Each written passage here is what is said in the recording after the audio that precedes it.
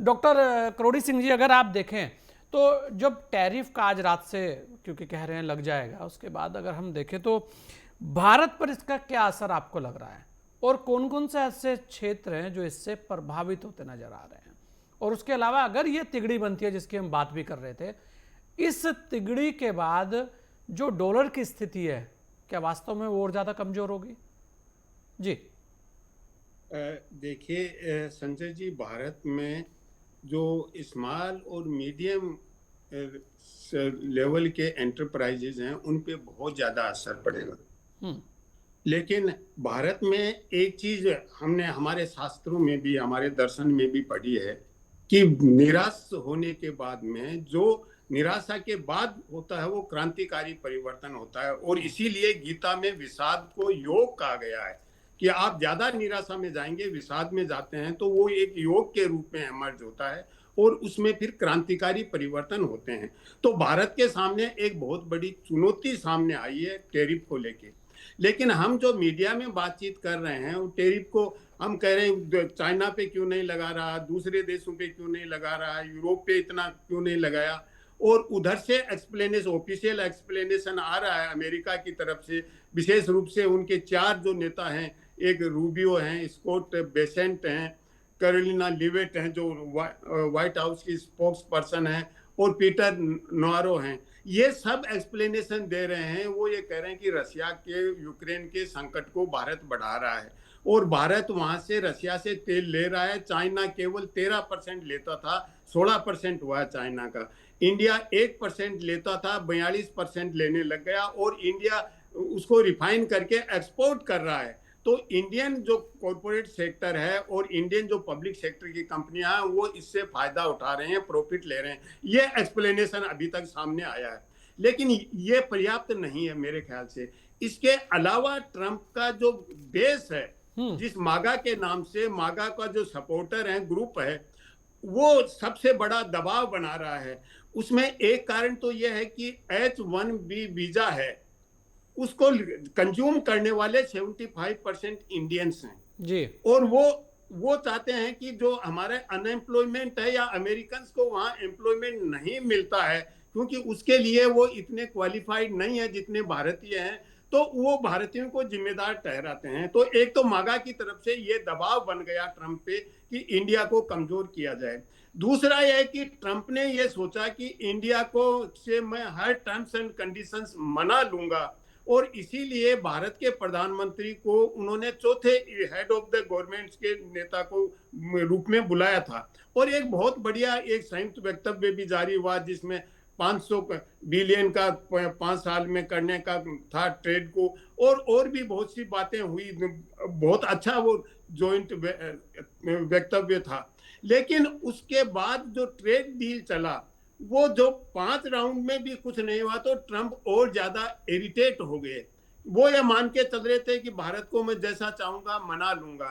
और वो इसलिए चाहते थे कि एक ट्रंप का सपोर्ट बेस है वो अमेरिकन फार्मिंग कम्युनिटी है, और इंडिया बहुत बड़ा मार्केट हो सकता है फार्मिंग गुड्स का, जो फार्म प्रोडक्ट्स हैं वहां के।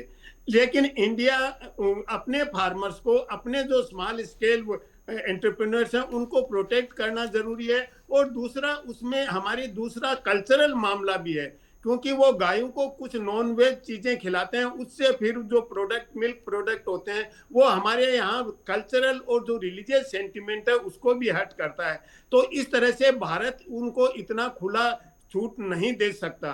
तो वो जो एग्रीकल्चर कम्युनिटी है वहां की, जो वो भी उनके मागा का एक बेस है, तो उसका भी एक दबाव है।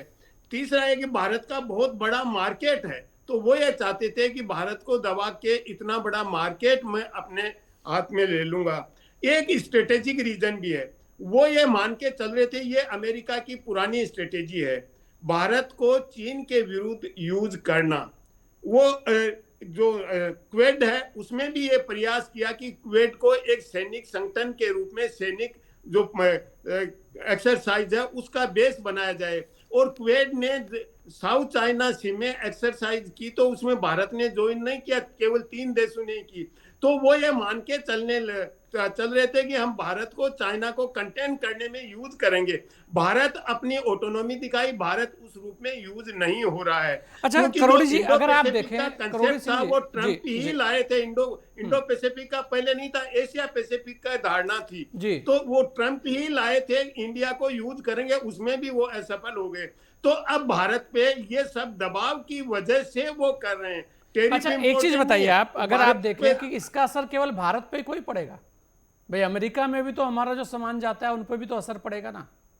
ठीक है, हमारे यहाँ तो जो पड़ेगा वो देखा जाएगा, लेकिन वहां पर भी तो पड़ेगा, विरोध तो वहां पर भी हो रहा है इनका। देखिए संजय जी, आप बिल्कुल सही कह रहे हैं कि ट्रंप ने अपनी नीति जिस तरह की अपनाई है, हॉर्स बिफोर कार्ट वाली स्थिति कर दी। उन्होंने अमेरिका में मैन्युफैक्चरिंग तो शुरू नहीं करवाया। जी वो कह रहे हैं कि अमेरिकन मैन्युफैक्चरर्स को मैं अमेरिका वापस लाऊंगा, वो आके शुरू करेंगे तो 5-7 साल लगेंगे, 10 साल लगेंगे, वहां मैन्युफैक्चरिंग शुरू करेंगे।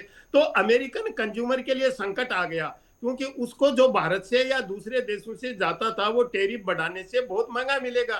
तो अमेरिकन कंज्यूमर भी सड़कों पे है, विरोध कर रहा है। वो इसीलिए कर रहा है। तो ये उनकी पॉलिसी का लेफ्ट है, पहले अमेरिका का मैन्युफैक्चरिंग शुरू करते और फिर टैरिफ लगाते, फिर बाहर वाला जो आ रहा है उसको रोकने का प्रयास करते तो ज्यादा अच्छा होता। तो अमेरिका पे भी इसका बहुत ज्यादा असर पड़ रहा है। और एक अन्य जो मैं संजय जी जी जी बताऊंगा जी, कि हाँ अमेरिकन अमेरिकन प्रजातंत्र है वो लॉबिंग से और इंटरेस्ट ग्रुप से चलता है। जी और भारत ने लॉबिंग के लिए जो वहां कंपनी हायर की वो ज्यादा इफेक्टिव नहीं रही, इसीलिए भारत ने अब एक कंपनी चेंज की है लॉबिंग के लिए, क्योंकि वहां के नेताओं को कन्विंस करना, समझाना, उसको प्रभाव कर डालना कि भारत आपके हित में है, वो लॉबिंग में हम सफल नहीं रहे। और इसीलिए भारत ने ऑलरेडी अभी कंपनी चेंज की है जो भारत के फेवर में लॉबिंग करेगी, क्योंकि वहां का प्रजातंत्र है वो लॉबिंग से बहुत ज्यादा प्रभावित है। इंडिया की डेमोक्रेसी उतनी नहीं है जितनी अमेरिकन है, तो वो भी भारत उस स्ट्रेटेजी पे काम कर रहा है। जी संजय जी।